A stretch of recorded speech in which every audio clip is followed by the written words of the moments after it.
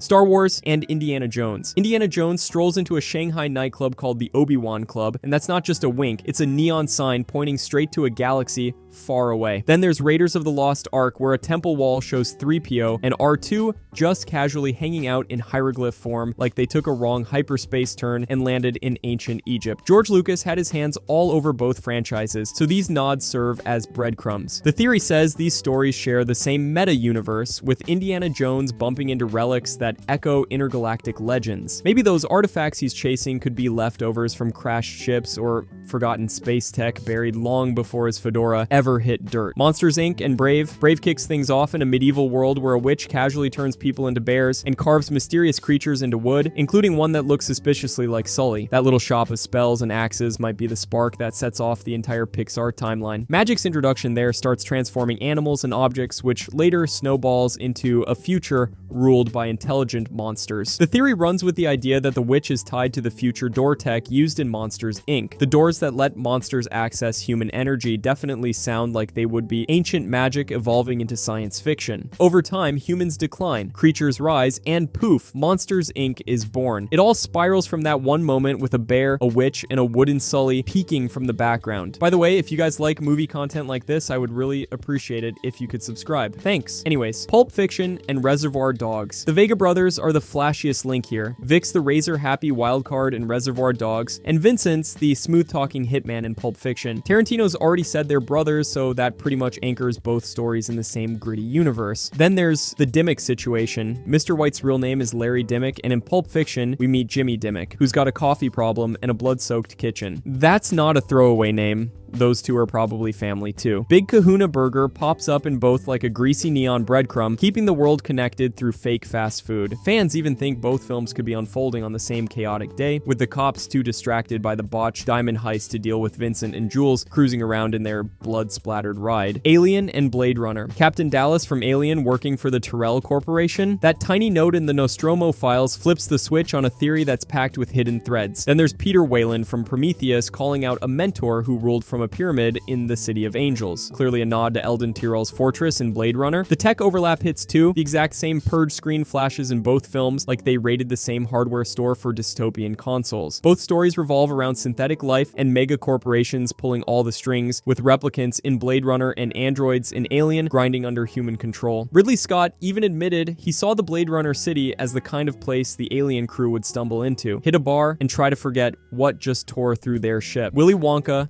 and Snowpiercer. The chocolate factory and the train both trap people inside of bizarre, rule-filled worlds, sealed off, tightly controlled, and loaded with consequences. In each story, people move through rooms or cars, dropping off one by one until just one's left to meet the mysterious mastermind. Wonka offers Charlie the factory, Wilford offers Curtis the engine. Both use food as a tool of control, golden tickets hidden in chocolate versus secret notes packed in gelatinous bricks. Then, there's the theory bombshell. Charlie grows up, becomes Wilford, and builds the train as a post-apocalyptic successor to his candy empire. Fans point to the W motif, the structured succession process, and the size of the original engine operators, suggesting the Oompa Loompas disappeared and were replaced with small children in Wilford's engine. Star Wars and E.T., Elliot and his new alien friend waddle past a Yoda costume on Halloween and instantly lights up like he recognizes an old friend, and the soundtrack even slips in a few notes from Yoda's theme just to make things even more suspicious. Then in The Phantom Menace, 3 aliens show up in the Galactic Senate looking exactly like E.T. species, casually involved in galactic politics. One of them's named Grebleipes, which is Spielberg spelled backwards because subtlety took the day off. The expanded lore takes it further, saying those aliens come from Brodo Osogi, the same planet listed in E.T.'s own backstory. And that's not a random alien cameo, it's a cosmic breadcrumb trail. Spielberg nudged Lucas to add them, and now they sit there in Star Wars canon like intergalactic Easter eggs with voting privileges. Jaws and Indiana Jones. Martin Brody keeps Amity Island safe from massive sharks, while Marcus Brody helps Indiana Jones recover ancient relics, but they share more than just a surname. Both characters are tied to Spielberg films, and the Brody name anchors a theory that these two men are related. Fan timelines say Marcus was working at a museum in 1931, while Martin was born in 1932, lining them up as father and son, or at least uncle and nephew. The theory leans on this generational gap, and Spielberg's repeated use of the name as intentional. One's a police chief, the other other's a curator, but both are protectors in their own right. This link puts Jaws and Indiana Jones under the same Spielberg-verse roof, with Brody Blood quietly connecting ancient curses to deep-sea terrors. Transporter and Collateral. Jason Statham rolls into Collateral as a mysterious airport man and hands off a briefcase like he's got somewhere more dangerous to be, and that's no random extra. Director Louis Leterrier confirmed it's Frank Martin from The Transporter, just quietly doing what he does best, delivering stuff without questions. Then the screenwriter of Collateral doubled down, flat out saying it's the same guy, same world. That locks it in. This is a straight-up crossover hiding in plain sight. Frank's quick appearance in Collateral threads both films into a sleek, shared universe where hitmen and high-speed drivers operate under the same neon-soaked rules. One runs the night in Los Angeles, the other owns the highways, and apparently,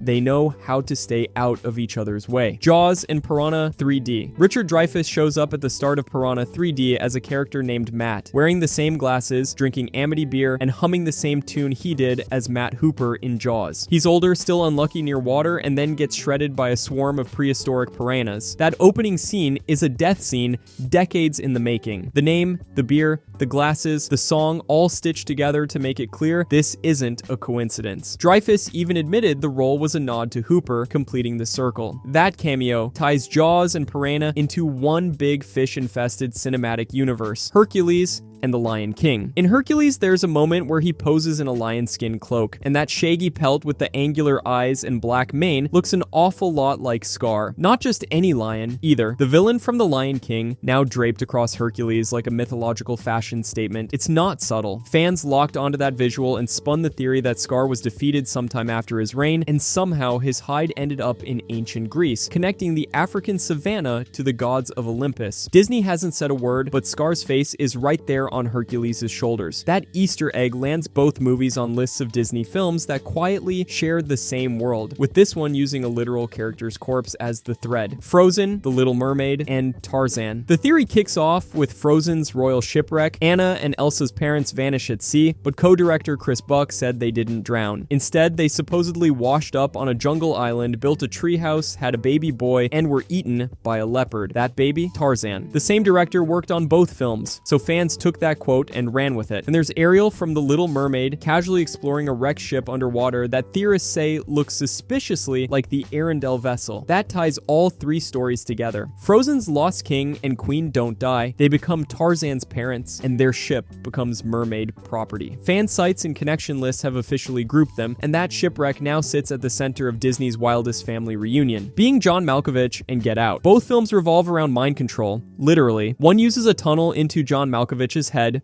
the other uses hypnosis and surgery to drop people into the sunken place. Catherine Keener plays a manipulator in both. Maxine, who exploits the Malkovich portal, and Missy Armitage, who stirs tea and steals bodies. Jordan Peele even said he loves the theory and considers it true, which practically greenlights the connection. Structurally, it lines up. Older elites hijack younger bodies for their own purposes, and the victims become trapped passengers in their own minds. The themes sync, the visuals echo, and the same actress connects the dots. One film's trippy, the other's terrifying, but they speak the same unsettling cinematic language. The Rock and James Bond. Sean Connery plays John Mason, a former British operative with no official identity who's been locked up since the early 60s for knowing too much. That lines up perfectly with Connery's Bond timeline. Dr. No hit theaters in 1962, the same year Mason is said to have been captured. He even brags about elite training for Her Majesty's service, which smells a lot like MI6. The Rock paints him as a ghost, erased by both governments, exactly what would happen if Bond got burned. Mason's background, British SAS, spy-level intel, prison escape artist, all echoes Bond's own skill set. The theory says this is Bond, aged, disavowed, and hidden under a new name. Same actor, matching backstory, and a timeline that fits like a shaken martini. All Stephen King movies. Stephen King once said that Roland's world from The Dark Tower actually contains all the others of my making, and that line lit the fuse for the shared universe theory. It's not just a book thing. Films like it and The Shawshank Redemption carry those same connections. Its novel references Shawshank Prison, which turns up again in its own film. The Stan's events bleed into other stories too, and fans have charted entire timelines stitching together King's cinematic worlds. The Dark Tower itself acts like a multiverse highway, linking everything from Cujo to Salem's Lot. Some guides even map how to watch King's film adaptations as one big epic. The idea is backed by director commentary, published guides, and King's own quotes. It's a twisted, ghost-filled ecosystem, fear and loathing in Las Vegas and Rango. Johnny Depp voices both Raoul Duke and Rango, and in the credits for Rango, he's literally listed as playing both. That's not a coincidence, it's a breadcrumb. Then there's the red convertible from Fear and Loathing, the great red shark, which makes a drive-by cameo in Rango's desert highway scene, where Rango taps the windshield like he's trying to wake up a memory. The director of Rango even confirmed that moment was a nod, calling out the team's love for Fear and Loathing. Both films roll through the Mojave Desert, both toss their characters into bizarre visions, and both follow a lizard, one metaphorical, one literal, on a trip that spirals fast. The shared actor, setting, car, and creator comments seal it. Trading Places and Coming to America. The Duke brothers go from running the stock market in Trading Places to begging on the street in Coming to America, and they don't even change their names. Mortimer and Randolph, played by the same actors, show up cold and broke until Prince Akeem hands them a pile of money. One of them even yells, "We're back," like the stock crash was just a bad dream with a 5-year hangover. That scene is a straight-up continuation. The characters' fall from wealth in Trading Places lines up perfectly with their homeless cameo, making this a rare comedy crossover that actually uses consequences. The shared casting, names, and timeline make it clear both films live in the same universe, and now the Dukes owe their comeback to Zamandan royalty. Soldier and Blade Runner. Soldier drops Kurt Russell onto a junkyard planet, and buried in the wreckage is a broken spinner, the same flying car from Blade Runner. That's not a production leftover, it's an intentional tie. The screenwriter David Peoples also co-wrote Blade Runner and said Soldier was designed as a kind of sidequel. The connections go deeper. Russell's character is a genetically engineered soldier whose file list battles at Tannhäuser Gate and the Shoulder of Orion, the same spots from Roy Batty's haunting monologue in Blade Runner. It's not subtle. The film may look like a gritty standalone, but the lore threads it directly into Blade Runner's universe of warfare, synthetic life, and long-lost tears in rain. Ferris Bueller and The Breakfast Club. Both films are set in Shermer, Illinois, a fictional suburb John Hughes used like his own cinematic sandbox. The Breakfast Club takes place entirely inside Shermer High School, and in Ferris Bueller's Day Off, there's a clear banner that says "Go Shermer" hanging in a school hallway. That's not lazy set dressing, it's a link. Hughes wrote and directed both films, and fans have labeled this crossover the Shermerverse, where angsty detention kids and slick con artists might cross paths at the same cafeteria. Even though the high school buildings used for filming were different, the town,